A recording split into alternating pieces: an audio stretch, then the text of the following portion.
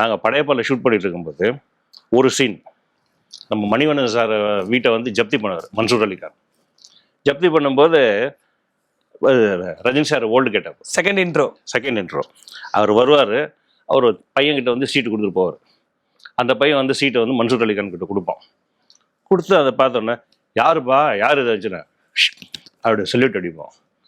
இது அவன் எடுத்து முடிச்சாரு. இது வந்து ஜனங்க பார்த்துட்டாங்க. ஆனால் அந்த பையனை டைரக்டர் சொன்னார், டே யாரோ ஒரு பையனை பாரு, பார்த்தோன்னாக்கா சும்மா ஒரு சல்யூட் அடிக்கணும்.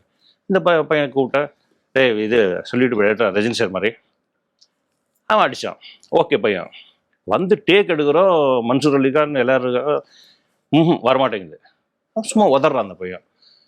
எதுக்கு என்னாச்சு? அவன் வந்து கன்னடக்காரன். அங்கே ஏதோ மாடு மேய்ச்சிருந்தா அந்த பையன் ஒரு குட்டி அங்கே சுற்றி இருந்த லோக்கலில் இருந்த பையன் தான். இதுக்காக ஒரு ஆர்டிஸ்ட்லாம் புக் கூடாது. அங்கே இருந்த ஒரு சைல்டு ஆர்டிஸ்ட் மாதிரி அவனை கூட்டம் பண்ணோம். பையன் இப்போ வந்து அந்த ஸ்டைலில் வந்து பணக்க வைக்க மாட்டேன். டைரக்டர் கேட்குறாரு, தம்பி அவர் கொஞ்சம் கொஞ்சம் கன்னடத்தில் மிக்ஸ் பண்ணி இப்படி பண்ணிப்பா. அப்படி பார்த்துட்டு ரஜினி சார் வந்து சொல்கிறார், ஓகே கன்னடத்தில் சொல்கிறாரு, என்ன மாதிரியே இப்படி பண்ணு அப்படின்றாரு. மாட்டேன்றான். கன்னடக்கார பையன் இல்லையா, அவனுக்கு கன்னடத்தில் சொல்கிறாரு. சொன்னாலும் அந்த பையனுக்கு புரியல. நான் என்னடா ஏதோ ஒரு குழப்பம் நடந்துட்டுருக்கேன்னு யோசிச்சுட்டு இருந்தேன். அதுக்கப்புறம் டக்குன்னு எனக்கு ஃப்ளாஷ் ஆயிடுச்சு. ஃப்ளாஷ் ஆகிட்டு, ஏ மகா அங்கே வந்து சின்ன பசங்களுக்கு ரஜினி ஸ்டைல் பண்ணுப்பா அப்படின்னா அடிச்சாம பாருங்க. அவனுக்கு ரஜினி சாரே வந்து ஏன் ஸ்டைல் பண்ணுறான்னு தெரியல. ரஜினின்ற பேர் இருக்கு இல்லையா, அந்த 3 எழுத்து மந்திரம் ரஜினி ஸ்டைல் அடிக்கிறான் அவன். எத்தனை தடவை வேணா போடுறான். அப்புறம் டேக் யூனிட்டுக்கே ஹாப்பி.